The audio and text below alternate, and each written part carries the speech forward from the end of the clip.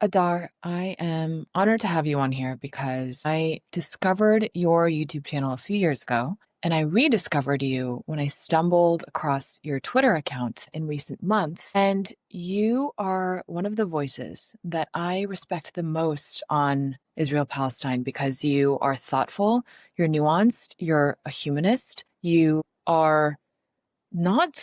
don't strike me as somebody who is militant about anything except truly that everybody involved is a human and deserves to be treated like a human.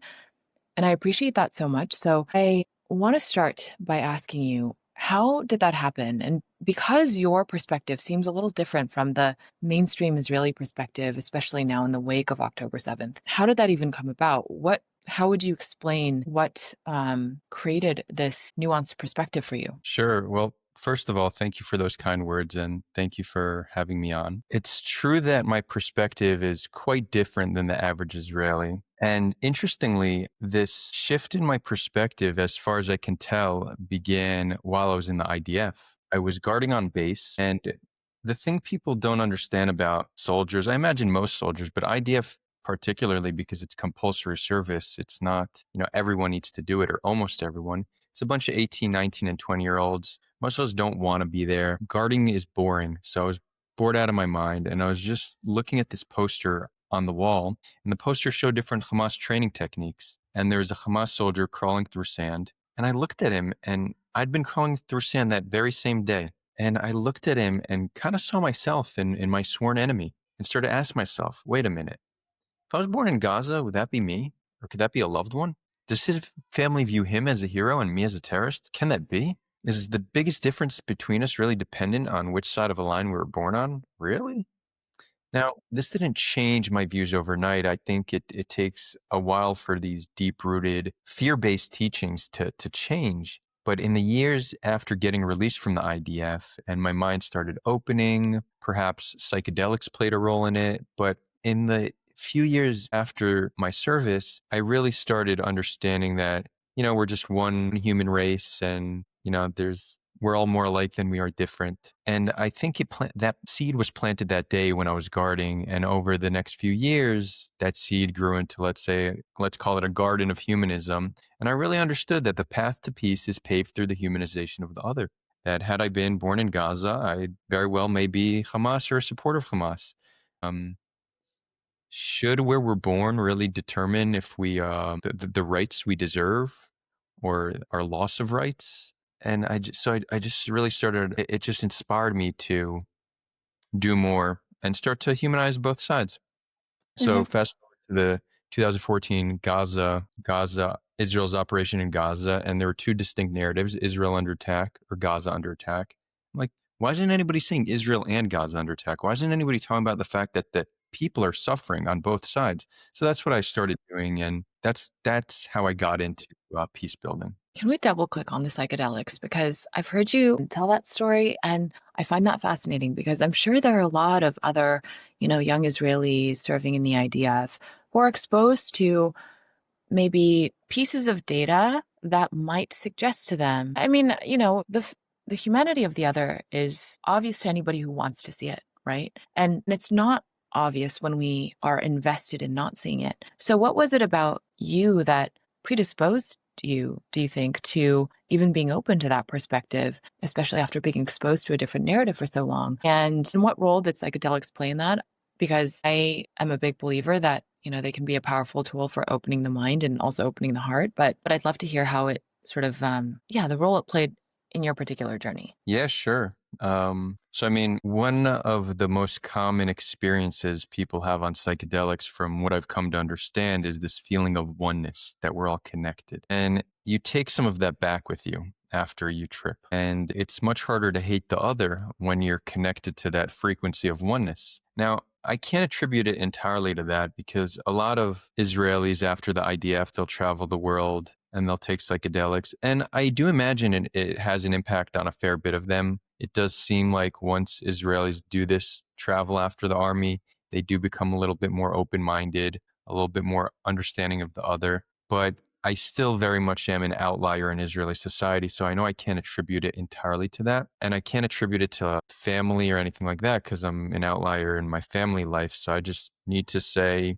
maybe some genetic predisposition, maybe some life experience. I don't know, but it's probably a multitude of different factors have led me to see the world this way. And I'm grateful that I've arrived here, even though I will say being an outlier in Israeli society comes with a fair bit of backlash, especially when you're talking about the humanity of the other side. Something I've come to understand is when you humanize somebody's enemy, you become the enemy. Yeah. So I'm sure you have to have a thick skin to do what you do. Do you feel like you developed that over time, or did you kind of have that going in? My skin has certainly become thicker, but I think I also probably innately am less triggered by certain things than most people. Growing up as a child, adolescent, and teen, I don't think I was calm like this. I don't know when it happened, but sometime in my 20s, I developed a certain, as other people have described it to me, a calm groundedness.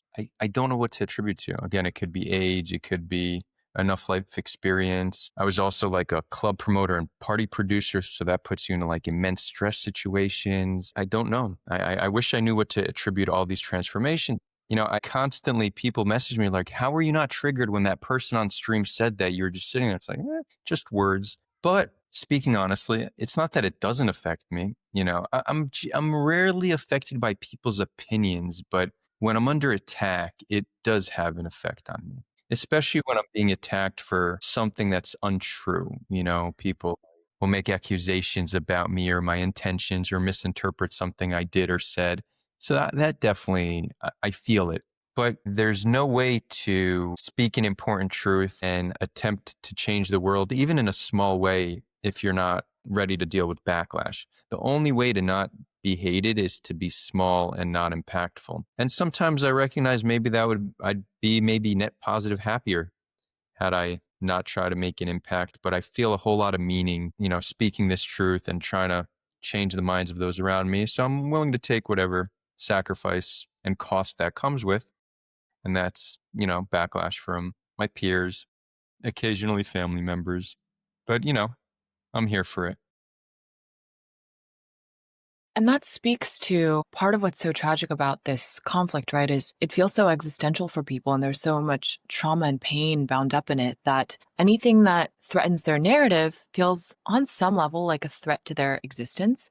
Like that's kind of how I interpret it as somebody who is not Palestinian, not Jewish, not Israeli, not Arab. I don't have, I guess, like skin in the game, so to speak, other than the fact that I'm American.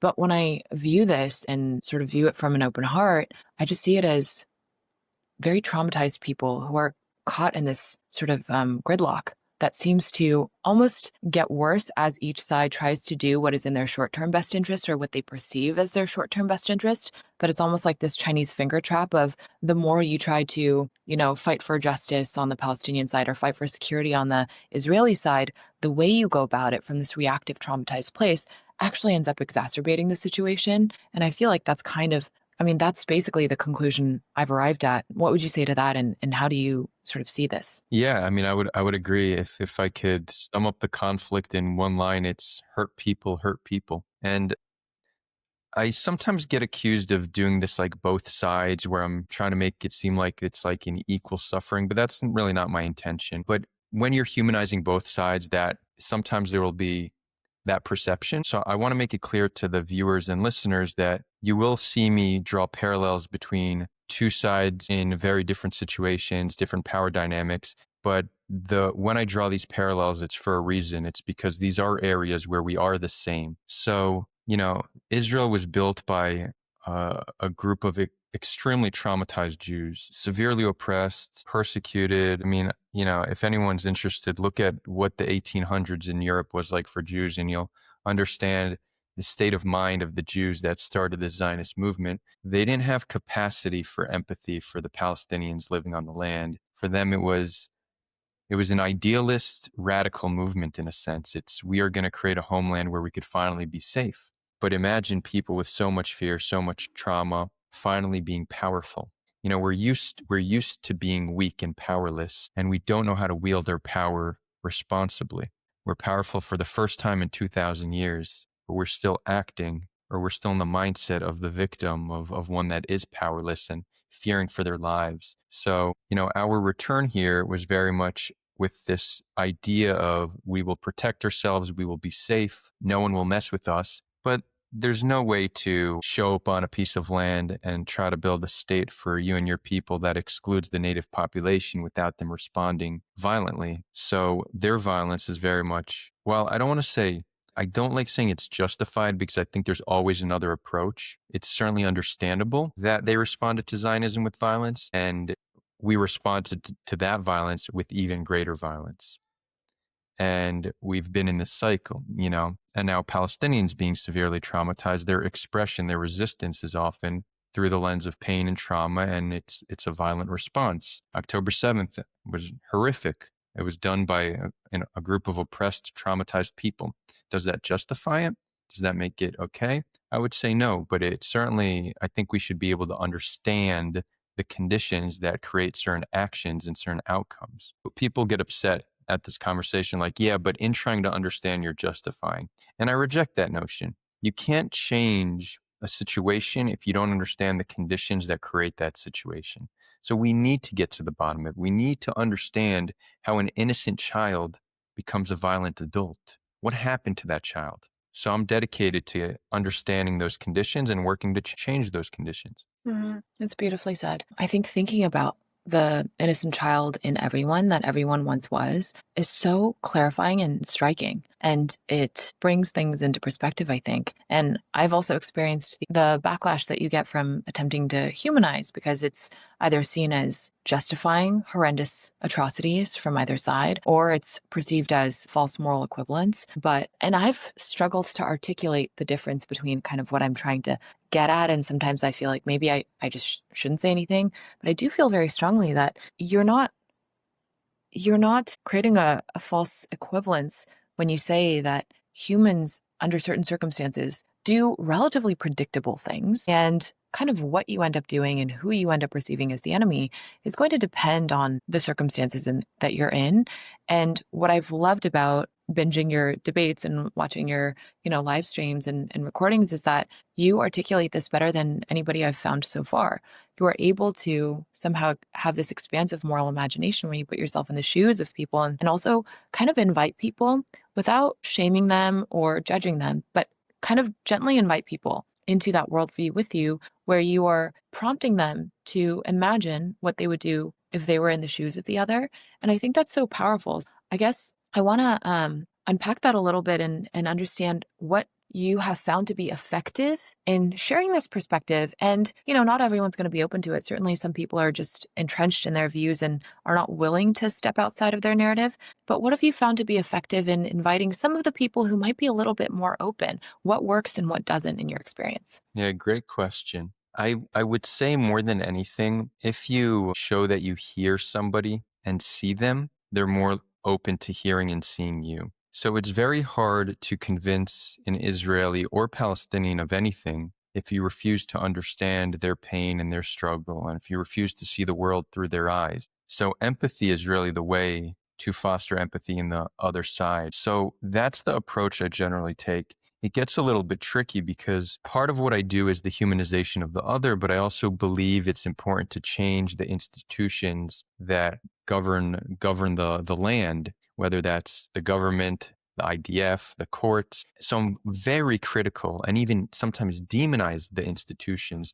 The problem is that many Israelis revere these institutions, so they take it personally. So I, to a little extent, lose my ability to not fully empathize, but convince somebody that I fully understand them because they are triggered by the fact that I am criticizing an institution that they revere. Had I not done that, I imagine I would be better positioned to do this reconciliation work. So there's a trade-off, right? I do some reconciliation work, but I do think it's essential to try to change the institutions, and you can't change an institution if you don't focus on the problem within that institution. So I've decided to lose perhaps some credibility in the humanization space just so I am able to freely talk about the problems I see in certain institutions.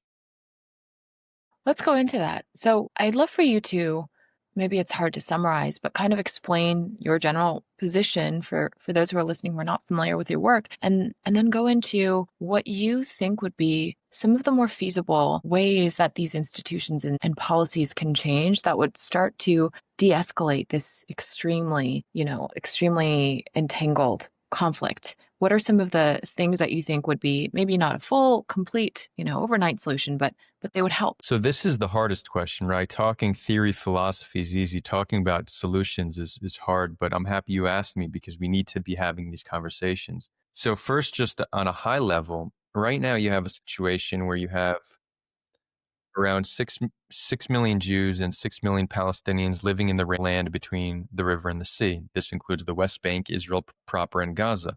But you have a situation where the 6 million, well, it would be closer to 4.5 million because you do have Palestinian citizens of Israel, but you have 4 to 5 million Palestinians that are neither equal nor sovereign. And Israel will need to make a decision and choose one. We can't have them in this neither state. If they're neither sovereign nor equal, it's a status quo that will always produce more violence, and it's a status quo that is unjust. Now, I do think that I'm open to different solutions as to, is it one state, two states, federation, confederation? I consider myself solution agnostic. For me, it's just important that the solution is just for all people living on the land. And we could get more into the details of this, but there's a lot of things before we get to that end solution. There's a lot of things that we could already start to change. And one of the big ones is, and here, I think it's very important for activists to find the balance between idealism and pragmatism. Idealism being, where do you want to get to? Pragmatism being step by step, how do you get there? So many will say we need to end the occupation. But what does that mean? Does that mean pulling the army out of the West Bank? Does it mean uprooting all 500,000 Jews from there? Some would say, yeah, Israel should just unilaterally do that. I don't see how politically you achieve that overnight. They're a very radical population. They're a heavily armed population. And uh, Netanyahu currently needs their support to stay in power. So if someone wants to preach for that, sure, I understand that, but I don't see how you actually get there overnight. And I also think, despite the settlers currently living there by way of Israel's brutal military occupation, I think we could find a solution that doesn't require uprooting people from their homes. I think uprooting people from their homes is an injustice across the board.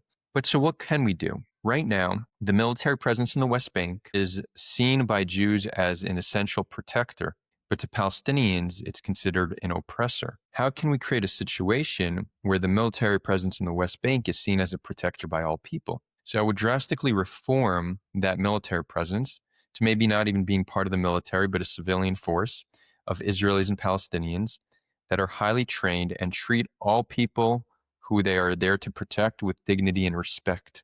There's no difference with how they treat a Jew or a Palestinian. We create a situation where Palestinians start to see this institution, and this could be a shared Israeli-Palestinian institution. They view that institution as one that protects it. Just in doing that, we have already created a paradigm shift. We've created a shared institution that Jews and Palestinians equally trust. This is practical. This is within reach. We could do this. So that's just one example. Another is also just giving the people hope. Right now, this was a poll from around 10 years ago, so I imagine it's worse now. But as of 10 years ago, it was something like 72% of Israelis and 92% of Palestinians think peace won't be achieved within the next 100 years. Well, When you have populations that don't believe in peace or that peace is possible, they're not likely to act towards peace.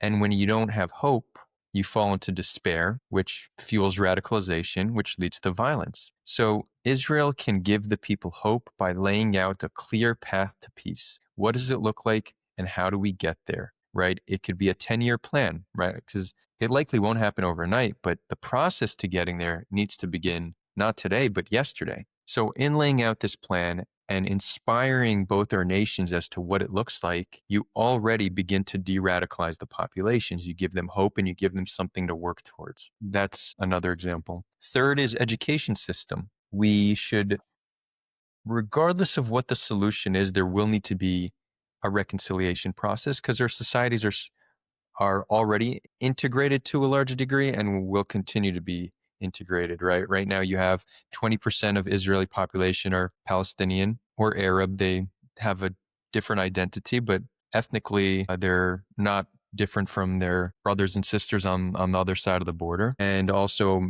Palestinians come in from the West Bank and Gaza prior to October 7th to work here, and you have Jews living in the West Bank. We will need a reconciliation process regardless. We will need to learn to see each other as equals and to begin to trust one another. So part of this starts in the classroom.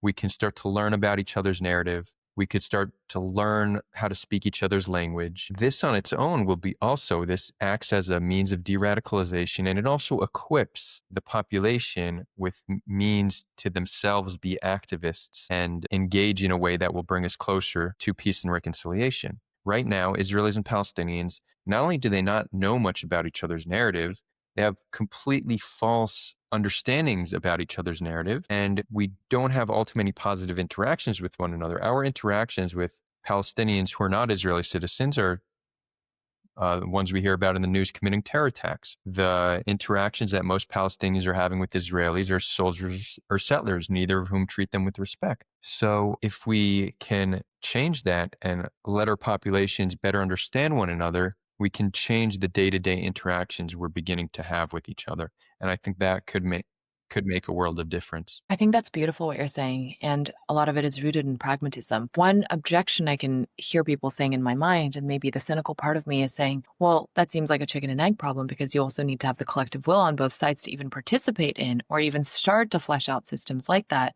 But I think maybe that's where the activism of people like you, voices like yours, come into play, where you are being that bridge. The other thing I see sort of tragically derailing any possibility of this is it seems to me that this conflict, and I'm not a foreign policy expert, I'm sort of like an amateur who binges way too much foreign policy content and like reads books and whatnot, but there's so much I don't know about this extremely complex region. But it seems like there are a lot of larger forces that are incentivized to, in some ways, prevent peace. So this is my sort of devil's advocate that I'm personally not fully sold on, but I can see this perspective where for example, it seems like there are a minority of people who have resigned themselves to the fact that this is zero sum. There's no real peace possible. So might is right. They have to, they have to use force to basically expand Israel's territory and try to gradually push Palestinians off the land that they are on today. And so there's a little bit of that kind of working against a real solution to peace. There might be incentive, maybe on the far right, use sort of atrocities or incidents as a pretense to keep the advance progress in terms of expansion and pushing more ethnic cleansing. And then there are also regional, there's Iran who is extremely hostile to Israel. And so their interest is also not necessarily even Palestinian lives. They have their own geopolitical interests. And so it seems like there are these larger forces that actually regard the lives on both sides of Israelis and Palestinians as expendable pawns. And it kind of serves them for there to not be peace. I think that's one perspective from which you can view it. So what would you say to that? And given some of these broader geopolitical quagmires, what do you see as the path forward? Yeah, I mean, that's our battle to fight, but it's, you bring up one of the greatest challenges we face. It's twofold. It's external actors that benefit from the conflict, whether that's the military industrial complex or Iran, who has their own agenda. And then there's also internal forces that don't want peace, the fundamentalists on both sides, the extremists that want some zero-sum solution, those who say they'll continue to resist until Palestine is free from the river to the sea, or until there's no more Jews left on the land. And on the other side, it's the same. There won't be any sovereign Palestinian state. My belief, and I acknowledge that I may be overly optimistic, but my belief is a strong coalition of moderates of both sides working together is more powerful than these forces. The majority of people on both sides do want peace and have shown a willingness to compromise. I believe if we work together and organize well, then both the extremists and these external factors will be weak in comparison to what is possible to build together. Yeah. And it seems like, I think it's surprising to me as an American, or it has been surprising to realize this, but as an outsider, you don't always appreciate the fact that most of the interactions that Palestinians have with Israelis are, IDF soldiers who are maybe creating conditions that make them feel robbed of dignity or, security. And then on the other side, Israelis, of course, are, probably every Israeli has lost somebody to terrorism or knows somebody who was massacred on October 7th. And so you have very real evidence if you want to look for it to fear the other side. And so I think any human in either of those situations would start to see the quote unquote other side as a bit of a monolith, right? And to project onto them the most extreme actions of the most extreme members of that group. So how do you see the solution to combating that really distorted and simplified and radical image that both sides might have of each other, where they are accusing the other of not being a partner for peace, not wanting peace, being extremist, being violent? It's a lot of the same projections that are actually on both sides, and both sides are equally convinced of that story. But in fact, they are just seeing the most extreme elements of the other group. And so so how do you see the bridge building taking place, and how do you scale the dialogue, for example, that you're having as an Israeli with Palestinians? So how do you see that kind of bridge building and humanizing effort playing out at scale? Yeah. So you bring up a great point, and both populations very much have similar projections about the other. Most Israelis and most Palestinians are convinced that there's no solution to the conflict because the other side doesn't want a solution to the conflict. Both sides have immense levels of fear of one another. There's a lot of similarities with how we perceive each other. I do think what can go a long way is there being recourse to extremism. So if settlers engage in violence, it would be very good if Palestinians see that these settlers are arrested and held accountable for their actions, and that it's condemned by Israeli society. The same is true with Palestinian terrorism. If a Palestinian engages in violence, it would be great for Israelis to see condemnation amongst Palestinian society and some kind of recourse. There is recourse, but that comes from Israel. If the recourse came from the PA, it would be even more impactful. Now, it's not entirely true that there isn't recourse. Like the Palestinian Authority has security coordinations with Israel and is stopping terror attacks from happening. We just don't hear about it all too often. So what would greatly help this is a shift in the media as well to highlight some of this stuff. And this doesn't have a simple solution, but maybe enough people demanding it, and perhaps the fact that social media now is the most consumed form of media can change this. But there's a tendency to focus on the bad, the violent, the things that get you glued to your TV. So it would be very helpful if there's a shift towards focusing on the good, on Palestinians calling for peace, on Israelis condemning settler violence, right? All of this goes a very long way. So part of this grassroots effort is really to highlight this and have this be part of our collective consciousness. Israelis need to know that there's a movement of Palestinians that want peace, and Palestinians need to understand the same thing. And hopefully these two movements need to find a way to work together. The challenge is there's just so much fear and hate now that there is a movement of Israelis and Palestinians. It's just too small. It's a tiny minority. How do we make it one day a majority? Once we could do that, I think we'll be all too much that much closer to peace. Now, we're focusing on like a lot of grassroots stuff, and I think grassroots will help, but people around the world might be seeing this and they're like, okay, but how can I do anything about it? Well, first of all, even outsiders can engage in the reconciliation process by trying to highlight the good parts of our society and showing the other side that there is someone to talk to, somebody to work with. But this doesn't come instead of also criticizing institutions and working on reforming them. So what Americans can do is not allow their government to blindly support Israel. The United States acts as an enabler to Israel and lets Israel get away with pretty much anything they want and is funding the atrocities they're committing. Americans need to be loud and clear that this is not acceptable, and we're not going to vote for people who are going to allow this to continue to happen. So I think external pressure and an internal grassroots movement together will yield the best results. Yeah, that makes sense to me. And honestly, that is my impetus for being invested in this conflict because as an American, and also as an American who has cared about our sort of interventionist foreign policy for a really long time since I was, in high school, I see it as my responsibility because people who are the collateral damage of American foreign policy, whether it's through proxies or funding other regimes or directly, people who are the collateral damage don't have a say. They don't have our government is not accountable to them, but it is accountable to me and to like other American citizens. And so I see it as my duty to engage in this. And I also think part of the challenge of this, quite candidly, is there are such extreme narratives that have emerged in the US around this conflict. And I think it can be a little hard and sometimes scary to hold a slightly more nuanced opinion where you're saying, I don't think my government, the American government, should be, unconditionally backing the actions of Israel, especially when it's led by somebody like Netanyahu, who doesn't seem to value human life. But at the same time, I don't necessarily subscribe to a lot of the reductive sort of rhetoric of the quote unquote pro-Palestinian side, which I don't even like the language of sides, but that's how people see it, where they say, it's a, there are more extreme versions that basically amount to you should leave Israel or they don't deserve to be there or things that start to veer into territory that to me feels just as, also inhumane. So I think that has been a bit of a struggle for me. So for anybody like me who has been wondering how, as an American, should I speak up and do so in a way that's thoughtful and not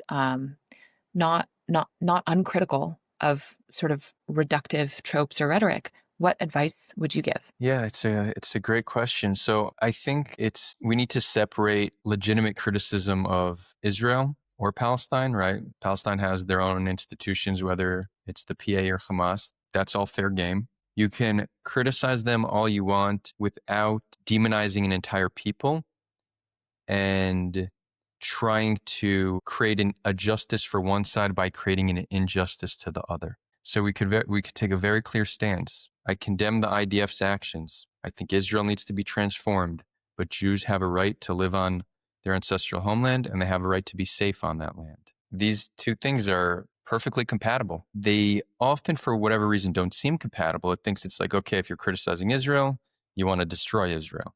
That's not true. We should be criticizing Israel and recognize that Jews should be able to remain on the land and be safe. We can criticize Hamas all we want, but that doesn't mean that Palestinians don't deserve their sovereignty on the land. They do. And if not sovereignty, then shared sovereignty with us in the form of equality. So to sum it up in a sentence is criticize the institutions all you want, but we should continue to humanize the people. And if it's one side's justice is an injustice for the other, then it's probably not justice, it's retribution. You don't need justice at the expense of another people. There is a just solution for all people living on the land, and that's what we need to work towards. It's really powerful. What do you think it is about maybe human nature or people when they're scared and traumatized? What do you think it is that makes it so difficult to separate institutions from the people? Because it seems so tempting and so common to conflate the two. Yeah, I'm not sure I fully know, but my sense is that for whatever reason, we identify very strongly with our identities, right? Let's just talk about something unrelated, for example, but even like monetary policy or fiscal policy, you don't say, I support a capitalist system. You say, I'm a capitalist. It becomes part of who you are, right? And I think being pro-Israel or pro-Palestine, it's very much part of your identity. You don't just support Israel, you are pro-Israel. It's who you are. So attacking part of Israel is attacking part of you.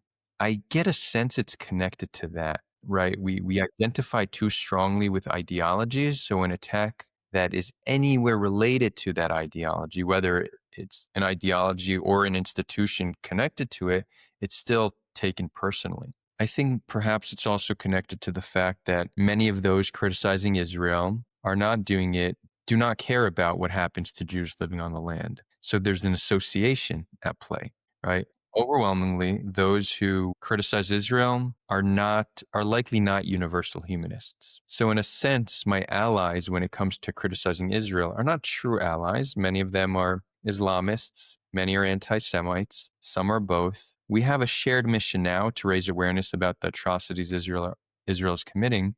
But when all is said and done, them and I are going to need to work out our differences, because if you're not a humanist and you don't value all life as equal and as valuable, then we're not true allies, and we're gonna need to work that out at some point. So the existence of the anti-Israel movement not being humanist, I think, causes supporters of Israel to see attacks on Israel as anti-Israelis and not just anti the institutions.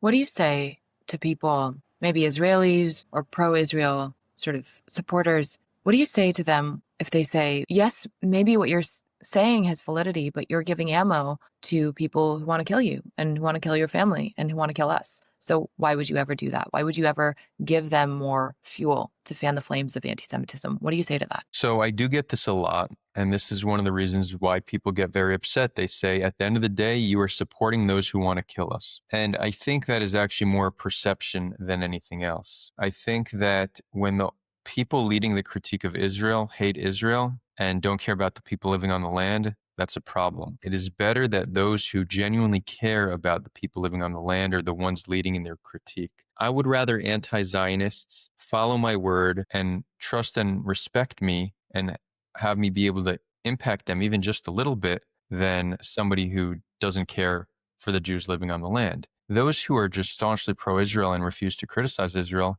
have no capacity to change the mind of somebody on the other side. So their perception is I'm supporting those who hate us, but in fact, I am a counterbalance. I am taking people from a movement and hopefully bringing them towards a more humanist perspective. Additionally, I think that we've been plagued with anti-Semitism, right? That's kind of the story of the Jewish people. We've forever been hated, and often we're hated for things we didn't do or things that some of us did, but it's then attributed to the whole. Now we have a situation though, and convincing anti-Semites of that, being like, look, a lot of what you believe, it's rooted in conspiracy, or yes, some Jews were engaged in that. That is a minority. It doesn't represent most Jews. That in its own is hard to convince anti-Semites. But now we live in a world where Israel, the Jewish state, in the name of protecting the Jewish people, is committing one of the worst atrocities of the 21st century. And this atrocity is being either supported or a blind eye is being turned by the majority of the world's Jews. There's no way that this does not fuel anti-Semitism. There's no world in which this doesn't fuel anti-Semitism. And this is what I tell my fellow Jews who critique me on this. I say, if the only Muslims you were interacting with online were supporting terrorism, would that not make you more Islamophobic? And when you see a Muslim speaking out against Islamic terrorism, do you not respect them and think they're courageous? But when a Jew does that, you accuse them of being a traitor. So reflect on that double standard for a moment and recognize that the Jews that are courageous enough to speak up and criticize Israel are not contributing to anti-Semitism. They are lessening it. It's those that refuse to criticize are contributing to anti-Semitism to a far greater extent. So there's this perception that you're supporting our enemies, but no, they are the fuel that supports the fire of which is the enemy. And Yeah. it's maybe not intuitive, but I think it's very much the case. And I present this to my fellow Jews, and I have not gotten a good rebuttal to that. So I think they're often convinced. I'm not going to say it always changes their mind, but I think they're often convinced when I make the case. Yeah. I've heard somebody you debated on your show respond to that by saying, you're trying to be the good Jew, but they will still never accept that. We're all bad in their eyes, and this playing into, okay, I'll try to be the good Jew versus the bad Jew is a dangerous and risky game to play. And I can see how when you're when you have thousands of years of history of persecution that is so alive in your imagination and in the experience of your ancestors, I can see how that would be this territory you don't even want to go Mm-hmm. near. So I can understand that when I put myself in their shoes, but it also, just as an outside observer, frankly a third party observer, it does make sense to me what you're saying, because people want to feel like, okay, they don't all want to ethnically cleanse me, or they don't all want, from the river to the sea, all the Jews off the land. There are people on the quote unquote other side who see us as human, basically, and want our dignity and safety as well. And so I think that can be really powerful, but it can be hard to see when you're in this almost like the tunnel vision of trauma is and fear is kind of how I see it. Yeah, and when I know exactly what debate you're referring to, and I gave him the same response I just gave you. And I think another point, it's not only about the impact of, like, I think there's a case to be made. It's like, even if people take what I'm saying and it's ultimately used against us, we have every right to speak out against an atrocity. I pay taxes to the Israeli government. I served in the IDF. I'm a citizen of Israel. I have every right to criticize the human rights abuse that my country's committing. If you don't like that people are talking about these human rights abuses, change the fact that the country's changing the human rights abuse. Don't tell me that I shouldn't talk about it. I'm allowed to talk about this. All right. So even on that ground alone, I, I think that we have a right to talk about it. But then when you actually assess the impact of Jews and Israelis speaking up, I think it's actually net positive for Israel and net positive for the Jewish people. And it's sad and ironic, but if you take the sum total of the efforts of all the most prominent pro-Israel accounts, I think that they have contributed to anti-Semitism and likely contributed to Israel hate. All this effort, all this work, and it's not been a negligible impact. It's been entirely counterproductive. Yeah, that is the tragedy of this. Have you ever read any Eckhart Tolle? Yeah, I read The Power of Now years ago. Yeah, and I actually saw him. He was in Tel Aviv. I went to one of his Oh, wow. things.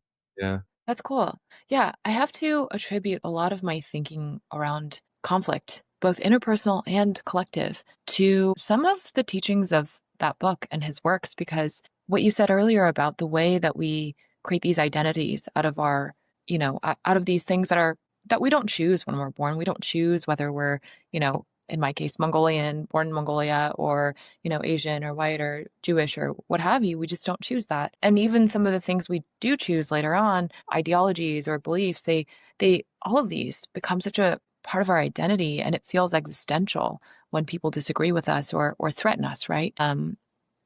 And so I feel like there's this, what I would love to see is more research around the collective psychology of these kinds of conflicts, and just helping us articulate what's happening. Because I feel like we're shifting to a maybe more of a culture where there's language around interpersonal, nonviolence, nonviolent communication, psychology, different dynamics that can develop between people.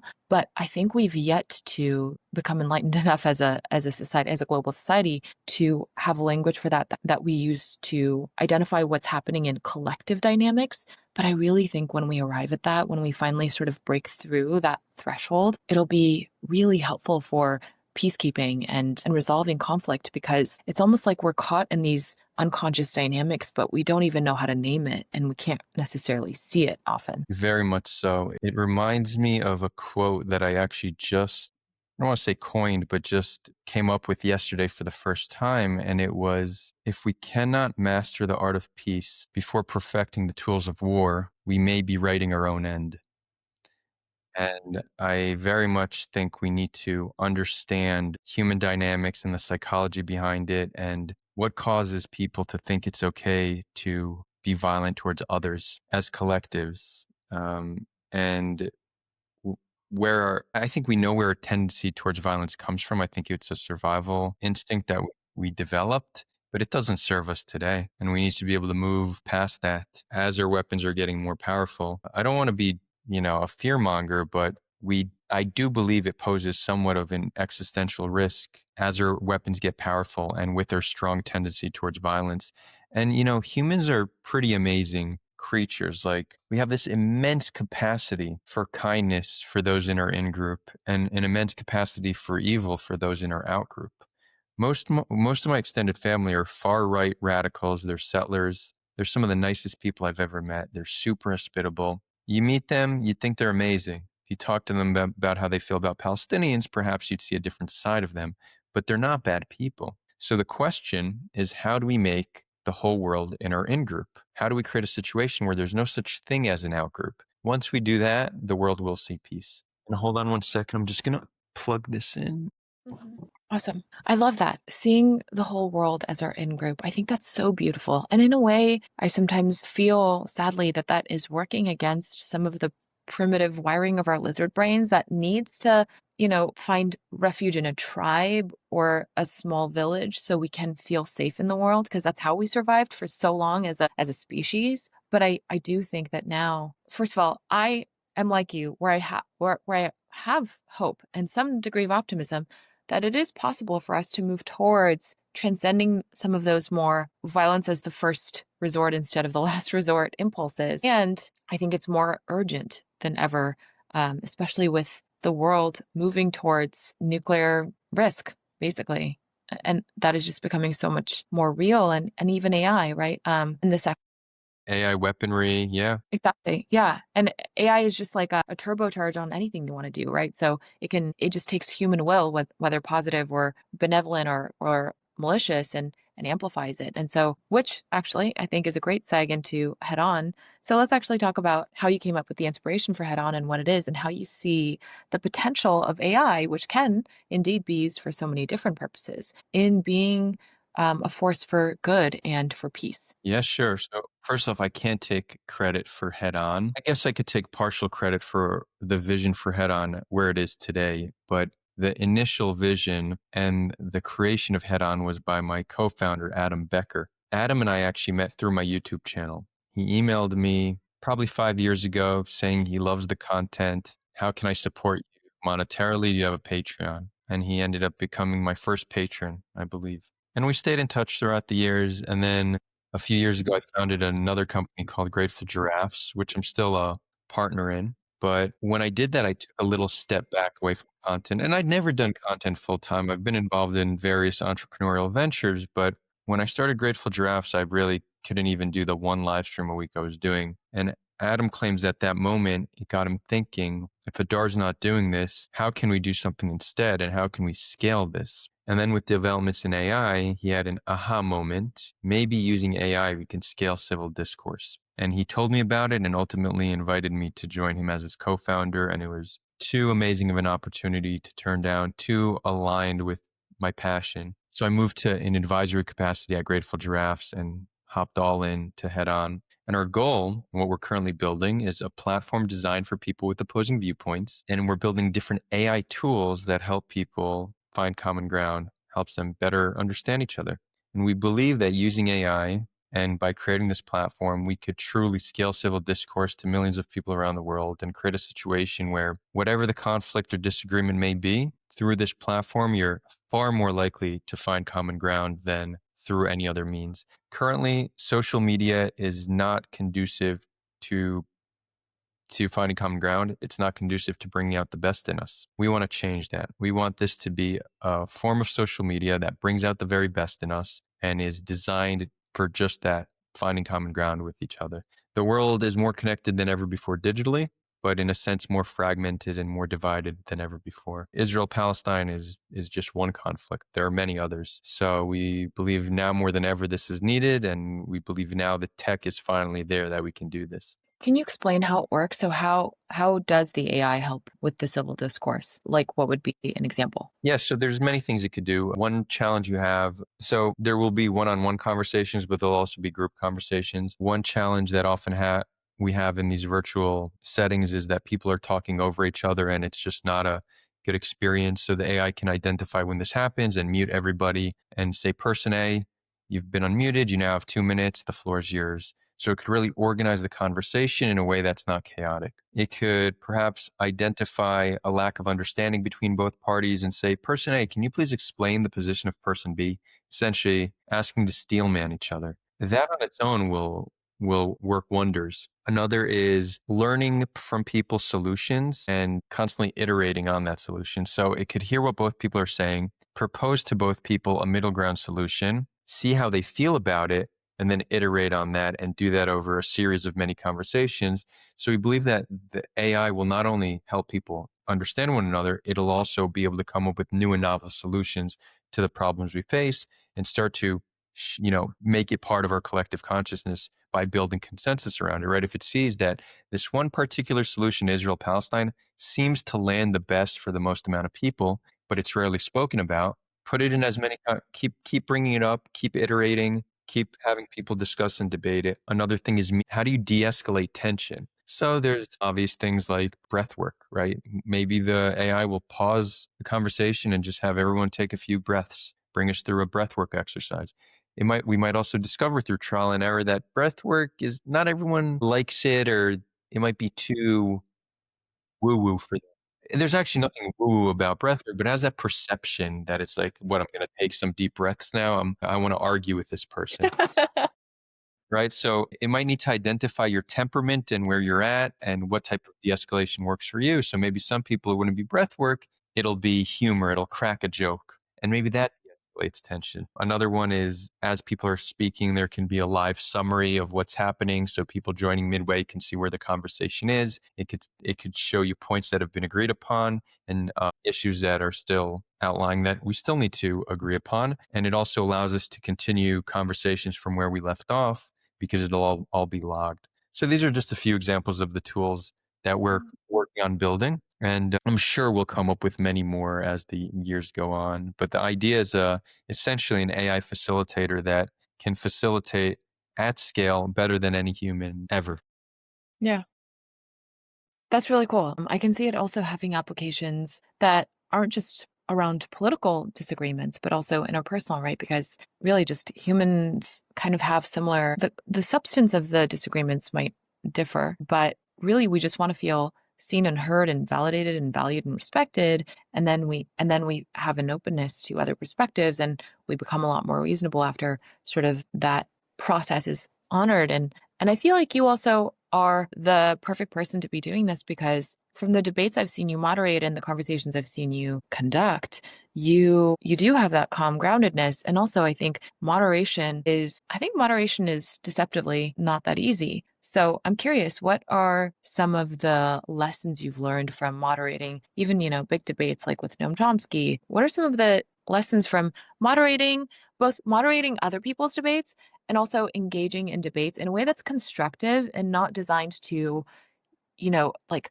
crush the opposition or the other perspective, but it's actually meant to produce a fruitful result? Yeah, it's a good question. And I consider myself, I wouldn't say I'm a master or expert moderator or facilitator. I think I'm pretty good, certainly better than the AI today, but I'm excited for the day to come where I'm learning from the AI and the AI will help me be a better moderator. Although at that day, I won't be needed anymore. So, but maybe that's what I'm looking forward to, the day where I'm no longer needed To to moderate. replace yourself?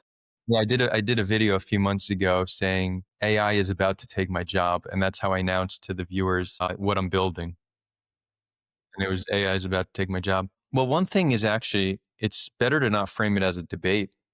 This is like a trade-off because when you call something a debate online, it'll get more views, but it'll be less productive. So sometimes I will have a conversation that I frame as a discussion, and then afterwards I'll change title that says debate Israeli and Palestinian. It's trying to get the best of both worlds. But I think it's good to not frame it as a debate, but a discussion, because a debate you're trying to defeat the other side and prove your point. Discussion, there's a different goal. The other is also people often are not understanding what the other side is saying. They're kind of talking past each other. They're not fully understanding one's perspective. So I think the moderator should try to pick up on that speaking past each other and try to bridge that gap. That is something that I unsuccessfully did with the Noam Chomsky Rudy Rahman debate. I do imagine a more experienced moderator probably would have done a better job, but they were speaking such different languages. You have like a scholar and an academic with an activist. And again, they both have their own merit and approach, and there's value to how they each approach it. I respect both of them in different ways, but them communicating with also many generations apart, it was very hard for me to kind of bridge that. But interestingly, that's by far the most viewed debate I ever facilitated. So a lot of people know me through facilitating a debate where I don't feel like I did such a great job.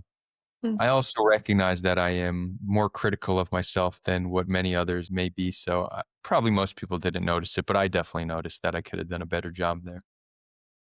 Yeah, that's the first video I saw of yours. This was years ago, and that's how I know your channel. And I mean, it was a few years ago, so I don't remember the details, but I I didn't notice the moderation either way. I don't know if that's a good or Well, bad thing. I was just like, "Oh, this is yeah. an interesting conversation," and they're really not on the same page about this. That was my main takeaway. You didn't notice it, it means it wasn't horrible, nor was it impeccable. Fair enough, but you've had Yeah, plenty of experience since then. sure, yeah. Speaking of that debate, that dialogue that you hosted, what are it sounds like you came into the work that you're doing now, the content that you're creating now, with a relatively formed position, or perhaps a position that's not so far from where you are today. But since creating this content, doing these live streams, organizing the Discord, hosting these debates, has your perspective changed in any meaningful way since you started this work? Yeah, I think so. First of all, just the knowledge, right? I've gained so much knowledge. At the beginning, it was more so there was a certain ethos that I went by, certain values, the humanization of the other. But I mean, I lacked so much on the history and the nuances and the different cultures and how to communicate a message in a way that might not trigger each side, which is still impossible. You can't, there's little you could say on the conflict that's not triggering to one side or the other. But these are all things that I've certainly been able to refine throughout the years. Something noticeable would perhaps be better understanding of the power dynamics and a focus on institutions. Like I used to focus more on wanting Palestinians to have this revolution from within, this kind of like Gandhi movement, this beautiful, peaceful, nonviolent resistance movement. And I would still love for that to happen, but I realize I'm in no way positioned to. I could contribute to that in a very tiny, tiny amount, but I also understand that we can't just sit around hoping for that to happen. The best chance for that movement to exist is for the institutions to allow it to exist. So I have shifted where I used to focus just much more on the human element. I have shifted my focus to a large degree to systemic change because that is the best way to change humans. We're products of our environment. Our systems and institutions define our environment. You change that, you change the people. So that's been a shift. Another thing I've become a little bit more aware of, this more so since October 7th, is how untrustworthy media is and how capable Israel is of spreading misinformation. I always knew Hamas spreads misinformation, and it's not like I trusted Israel fully, but I didn't understand the extent of these mis and disinformation campaigns that are spread and how deep rooted they are and how they're not just Israel, but they're picked up by Western media and Western institutions. And that I'm not going to say radicalized me, but definitely woke me up to a big problem we have, that we need a shift in media to start reporting on things more honestly and more accurately. Hmm. And the misinformation happens from both sides, without a doubt. But I do think, and this is controversial because most Israelis and Jews think the media is anti-Israel. Most Palestinians think it's anti-Palestine. It depends on which headline you're reading and which journalist is speaking or writing. But as a total, the media is more pro-Israel than it is pro-Palestine. I did not understand this years ago. I understand it now. It certainly values Jewish life more. Right now, you have a safe estimate is 70,000 dead civilians in Gaza. I don't know if you want to get into the thick of how I can come up with that number, but that's a reasonable estimate. It could be higher. It could be a little bit lower, but not much lower. If you ever had near that number of dead Jews, there'd be a very different conversation happening in the mainstream media. So even with this anti-Israel bias that you sometimes see in media, Jewish life is valued to a much higher degree than Palestinian life. And that's just wrong, you know? It Yeah. shouldn't be the case that some blood is cheaper than others. Now, I will go on to say, I don't think Palestinian blood is the cheapest. I think African blood is far cheaper, right? The fact that there is a global movement trying to raise awareness about what's happening in Gaza does show that there is a higher regard for Palestinian lives than, someplace in the third world. Had you seen 70,000 dead from violent deaths in Sudan, which you do see some numbers like that. Again, that's the cheapest blood, but when you compare Palestinian blood to Jewish blood, our lives are certainly valued more by Western institutions and Western media. Yeah, I do notice that playing out. And it seems like, we're kind of conditioned by the media we're exposed to see certain kinds of people or certain regions as just being almost hopeless. And so it's easier to discount the tragedy that happens to a group of people that maybe due to all kinds of bias or whatever agendas of the media or whatever, see, we just come to see certain regions, I think, or certain groups of people as being eternally mired in conflict. And I think that is something that is important to combat because it numbs us to their pain and to their suffering in a way.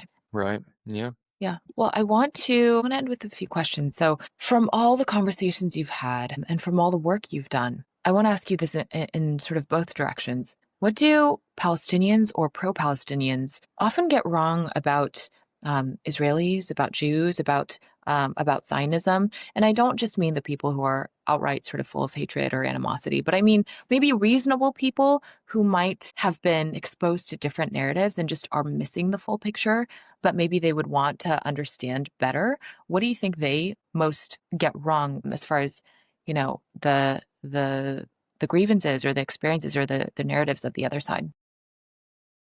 Yeah, that's an excellent question. So, two things come to mind right away. One is our history and connection to the land. And many people do recognize this, but there is this narrative that we are just Europeans and have no connection to the Levant, and it's all made up and fabricated. That's not true from a historical perspective, and it's also it's not backed up when we look under the hood, which is essentially our DNA shows that virtually all Jews, whether you're Sephardic, Mizrahi, Ashkenazi, we all have Bronze Age Levantine DNA. We all do come from this land. And in many regards, Zionism is an indigenous rights movement, but it's an indigenous rights movement that also happens to be a settler colonialist movement.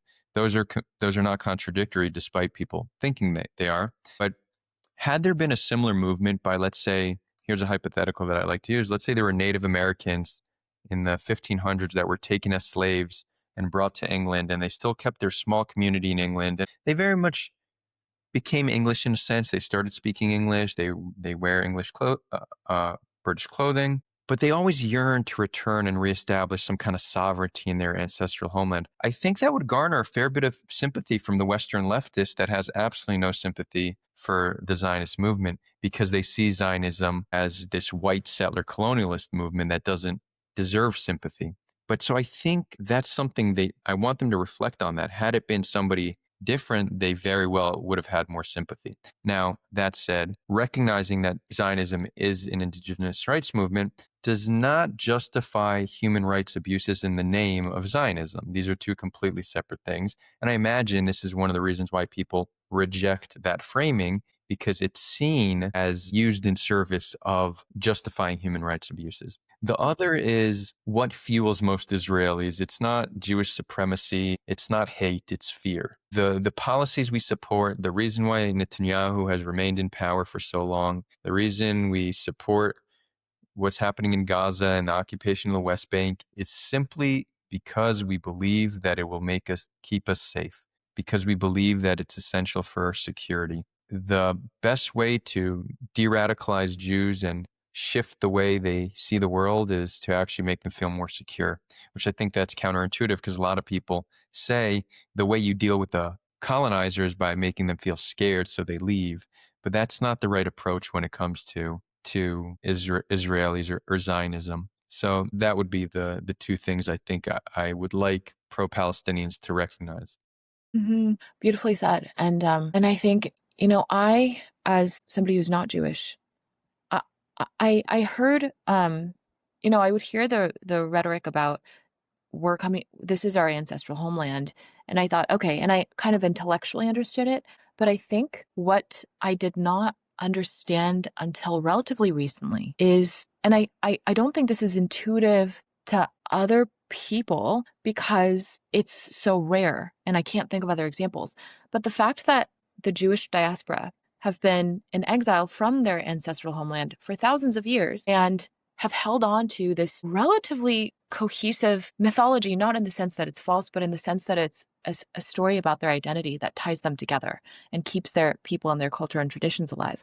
I think that how much that has managed to survive all these migrations, persecutions, all this history, thousands of years of it, centuries and centuries of it, that is something that people can't really understand. So I think that's part of the missing piece to why sometimes people reject this idea that it's an indigenous rights movement. It's a return to an ancestral homeland because they can't really comprehend the outlier situation that it kind of is, because in a way it's so rare that people who are displaced are able to keep that yearning alive and their identity alive for so long.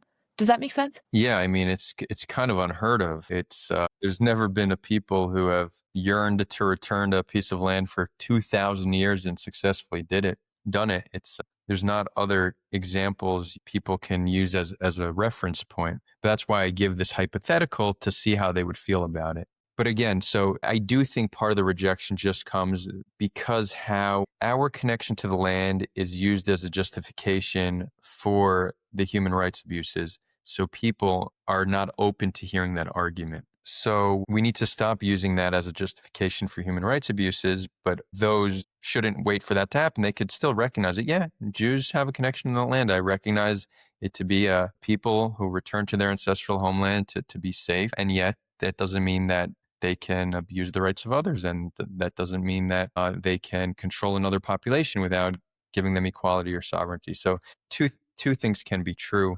I think we sometimes struggle with these two truths that seem contradictory, but they're not at all. I think Yeah. that's one of the flaws us humans have, We're Yeah, very binary minded, and it's sometimes hard to hold nuance. that's true. And as sort of the follow-up to that question, what do you think Israelis or those who fall more into the pro-Israel narrative, what do you think they often miss about the Palestinian experience or So I think the first one is something similar. There's this notion that Palestinians don't have a true connection to the land, that they're just Arabs from Arabia. But when we look under the hood, the DNA of Palestinians is also Bronze Age Levant. In fact, even more so on average than the average Jew. Again, I don't think DNA is what gives one right to land, but I think the reason I keep bringing it up is because it does show that we come from here. And I think this is something Palestinians and Israelis have and Jews have in common.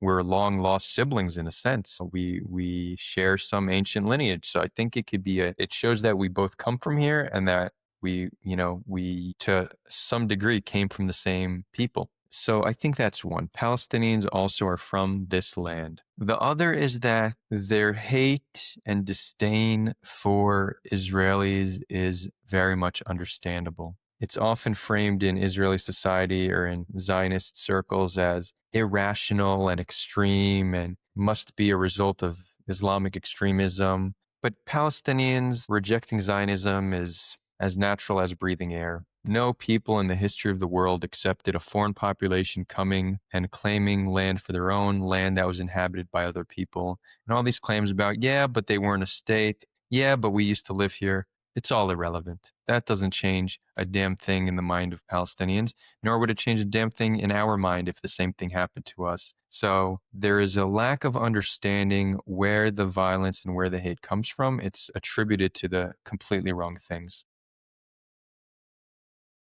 my last question to you is the work you're doing requires a lot of optimism, I think. So where do you get hope? What gives you hope? Yeah, it definitely requires optimism. If I wasn't an optimist, I wouldn't do this, I guess, right? It'd be hard to get out of bed and motivate myself to do this. The only constant is change. Every day is a new day, is a new opportunity. We look at shift in public opinion, shift in culture. It's constantly changing, and it's changing now faster than ever before. So it's not a matter of will the opinions of the people living on the land change? It will. It's just in what direction. So knowing people could change and knowing that there are actions we could take for it to change in a positive direction, it's not just a matter of optimism. It's just that's a matter of fact. That's how things work. Now, maybe my optimism is believing that we can come together and shift people's opinions in a positive direction, but there's certainly a path to do it.